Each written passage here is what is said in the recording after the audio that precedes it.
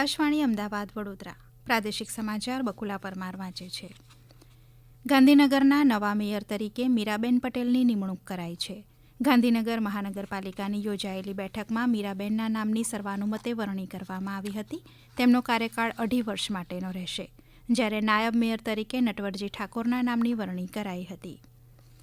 આરોગ્યમંત્રી ઋષિકેશ પટેલે આજે ગાંધીનગર ખાતેથી ટીટેનસ, ડિપ્થેરિયા અને ડીપીટી ત્રિગુણી રસીકરણ અભિયાનનો રાજ્યવ્યાપી પ્રારંભ કરાવ્યો છે.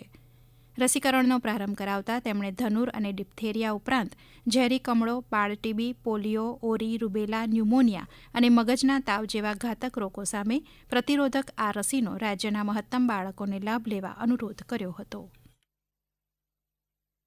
રાજ્યની અંદર દર વર્ષે ટીડી અને ડીપીટી રસી એ આપણે આપતા હોઈએ છીએ 5 વર્ષ સુધી અને 5 વર્ષ ઉપરના બાળકો માટે, અને લગભગ 11 જેટલા ઝેરી રોગો થતા અને જે બાળકો માટે જાન લેવા બની શકે એવા રોગો માટે એને બચાવવા માટે આપણે આ રસીનું આયોજન કરીએ છીએ. RBSKની ટીમો અને આરોગ્ય વિભાગ સમગ્ર આ રસીકરણ દરમિયાન સમગ્ર રાજ્યની અંદર તમામે તમામ બાળકો આ રસી લઈ લે એ બાબતને આપણે સુનિશ્ચિત કરીએ છીએ. મુખ્યમંત્રી ભૂપેન્દ્ર પટેલની ઉપસ્થિતિમાં ગાંધીનગર સિવિલ હોસ્પિટલ ઓડિટોરિયમના હોલમાં આજે વધુ 44 રિચાર્જ બોરવેલનું લોકાર્પણ કરવામાં આવ્યું. પ્રદીપભાઈ ધામેજા પરિવાર સહયોગથી આ બોરવેલને રિચાર્જ કરવામાં આવ્યા છે. અગાઉ ગાંધીનગર, રાજકોટ અને જામનગરમાં બોરવેલ રિચાર્જ કરવામાં આવ્યા હતા. આ કાર્યક્રમમાં પૂર્વ મંત્રી જીતુભાઈ વાઘાણી, ધારાસભ્ય રીટાબેન પટેલ, ધારાસભ્ય કેયુર રોકડિયા સહિત સમાજના આગેવાનો અને લોકો ઉપસ્થિત રહ્યા હતા. આઝાદીના અમૃત મહોત્સવ અંતર્ગત વિશ્વ પરિવાર દ્વારા યોજાયેલા રિચાર્જ બોરવેલના આ કાર્યક્રમમાં રાજ્યમાં 75 રિચાર્જ બોરવેલ પૈકી 31 રિચાર્જ બોરવેલ સફળ લોકાર્પણ થયા છે. ખાનગી કંપનીઓ દ્વારા ખોટા કેસ કરીને ખેડૂતોને પરેશાન કરવામાં આવી રહ્યા હોવાનો અમરેલીના બાબરકોટના ખેડૂતોએ આરોપ લગાવ્યો છે.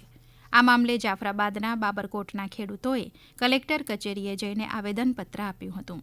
ભાજપના નેતા અંબરીશ ડેરની આગેવાનીમાં બાબરકોટના ખેડૂતોએ કલેક્ટરને આવેદનપત્ર આપ્યું હતું. ખેડૂતોની જમીનો પ્રશ્ને સિમેન્ટ કંપનીઓ સામે ખેડૂતોમાં રોષ જોવા મળી રહ્યો છે. આ સમસ્યાના નિરાકરણ માટે ખેડૂતોની રજૂઆતના પગલે આવતીકાલે કંપનીના અધિકારીઓ ખેડૂતો સાથે કલેક્ટર બેઠક યોજશે. આવતીકાલે વિશ્વ સિકલ સેલ દિવસની ઉજવણી કરવામાં આવશે. આ એક આનુવંશિક રક્ત વિકૃતિ ધરાવતો રોગ છે જે મુખ્યત્વે આદિવાસી સમુદાયના લોકોને અસર કરે છે. રાજ્યમાં સિકલ સેલ એનિમિયાનો રોગ મુખ્યત્વે અંબાજીથી લઈને ઉમરગામ સુધીના પટ્ટામાં વસતા આદિજાતિ સમુદાયના લોકોમાં જોવા મળે છે, જેમાં અરવલ્લી, બનાસકાંઠા, સાબરકાંઠા, ભરૂચ, છોટાઉદેપુર, દાહોદ, મહીસાગર, પંચમહાલ, નર્મદા, સુરત, તાપી, નવસારી, ડાંગ અને વલસાડ એમ 14 જિલ્લાઓનો સમાવેશ થાય છે. તત્કાલીન મુખ્યમંત્રી નરેન્દ્ર મોદીએ વર્ષ 2006માં રાજ્યમાં સિકલ સેલ એનિમિયાના દર્દીઓની સંખ્યામાં ઘટાડો કરવા અને આ રોગ ઉપર નિયંત્રણ માટે સિકલ સેલ એનિમિયા નિયંત્રણ કાર્યક્રમની શરૂઆત કરી હતી. આ કાર્યક્રમ હેઠળ અત્યાર સુધીમાં રાજ્યના કુલ 1 કરોડથી વધુ લોકોનું સ્ક્રીનિંગ કરવામાં આવ્યું છે.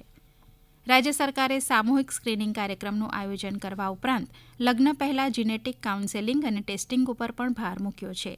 સાથે જ રાજ્ય સરકારે આ રોગ માટે મોટા પાયે જાગૃતિ અભિયાન અને કમ્યુનિટી આઉટરીચ પ્રોગ્રામ્સનું પણ આયોજન કર્યું છે.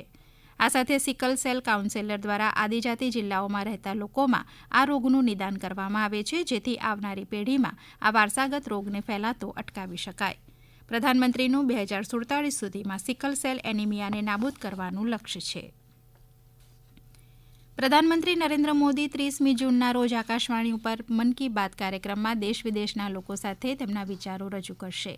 દર મહિનાની અંતિમ રવિવારે પ્રસારિત થતા મન કી બાત કાર્યક્રમની આ 111મી કડી હશે. સતત ત્રીજી વાર પ્રધાનમંત્રી તરીકે ચૂંટાયા બાદ પ્રથમવાર મન કી બાત કાર્યક્રમ પ્રસારિત થશે. આ માટે લોકો ટોલ ફ્રી નંબર 1800 117800 ઉપર તેમના વિચારો અને સૂચનો 28મી તારીખ સુધીમાં નરેન્દ્ર મોદી એપ અથવા માય GOV ઓપન ફોરમ દ્વારા મોકલી શકશે. મન કી બાત કાર્યક્રમનું પ્રસારણ આકાશવાણી અને દૂરદર્શનના સંપૂર્ણ નેટવર્ક, AIR ન્યૂઝ વેબસાઇટ અને news on air mobile app ઉપર પણ કરવામાં આવશે. AIR ન્યૂઝ, DD ન્યૂઝ, પ્રધાનમંત્રી કાર્યાલય તથા માહિતી અને પ્રસારણ મંત્રાલયની યુટ્યુબ ચેનલો ઉપરથી પણ તેનું જીવંત પ્રસારણ કરવામાં આવશે. આકાશવાણી મન કી બાતના હિન્દી પ્રસારણ બાદ તરત જ પ્રાદેશિક ભાષાઓમાં તેનું જીવંત પ્રસારણ કરશે. જામનગરની મોદી સ્કૂલમાં બેઝમેન્ટમાં આવેલા મીટરમાં આગનો બનાવ બનતા દોડધામ મચી હતી. આ શાળામાં 700 જેટલા વિદ્યાર્થીઓ અભ્યાસ કરી રહ્યા છે. આગની ઘટનાની જાણ થતાં જ ફાયર બ્રિગેડ ઘટના સ્થળે પહોંચીને આગને કાબૂમાં લીધી હતી અને વિદ્યાર્થીઓને સલામત સ્થળે ખસેડ્યા હતા.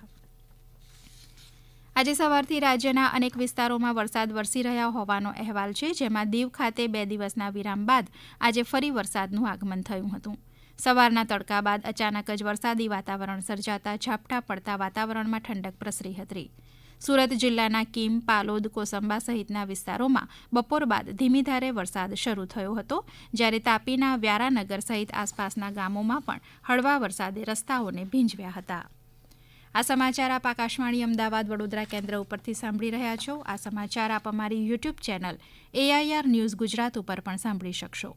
વધુ સમાચાર માટે આપ અમારા ટ્વિટર હેન્ડલ AIR News_ABAD ને ફોલો કરી શકો છો.